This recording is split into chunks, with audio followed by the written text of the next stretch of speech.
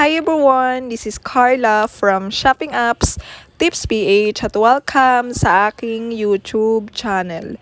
Our topic for today is how to create Shopee discount promotion. If you are interested, keep on watching. Okay, punta po tayo sa ating Shopee app. And then, i-click po natin ang Me icon. And then, My Shop. And then, Marketing Center.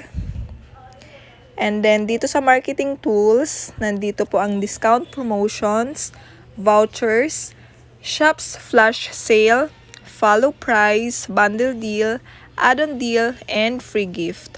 Lahat ng to ay pwede po nating magamit para makapag-promote tayo or makakuha tayo ng mga potential buyers. So, ngayon, mag-create po tayo ng discount promotion. I-click po natin itong discount promotions. And then, i-click naman po natin itong create new discount. And then, ilagay lang po natin yung discount name natin. Ito ay, for example,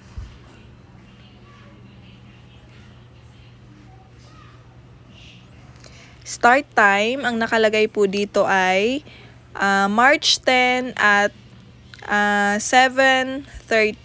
And then, mag-end siya ng 9:30. Pwede po nating i-change yan. Ayan. Sa end time, ay papalitan po natin yan ng 11. And then, palitan din po natin yung time niya ng 8:30 a.m. So, i-confirm na po natin.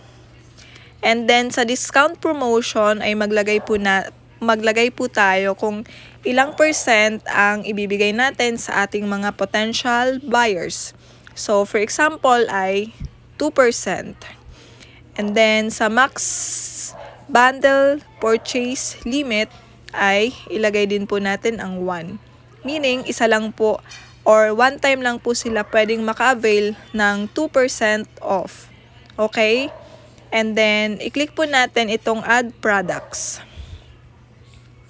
And then, mamili po tayo dito ng products na lalagyan natin ng 2% discount.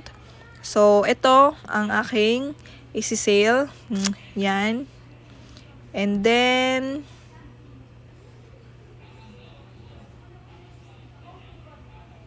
ito. So, yon, pag okay na, i-click na po natin itong add icon. And then, pwede pa tayong mag-add products. I-click lang po natin yan. And then, pili lang tayo dyan kung anong products ang ating i-add. Yan. And then, i-click lang po natin ulit itong add icon.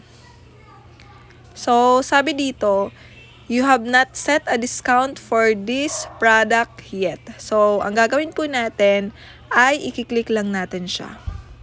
And then, lalagyan po natin siya ng discount. So, hindi daw po pwede ang 2 pesos. Kaya, gagawin po nating 5. Same po sa isa. And then, i-click na po natin itong update. Ayan. And then, i-click na po natin itong confirm.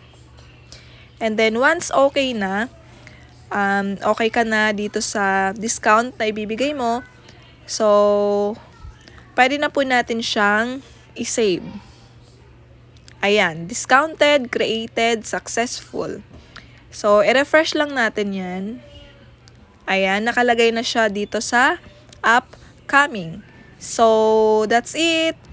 I hope meron po kayong natutunan sa video na ito kung paano mag-create ng Shopee discount promotions.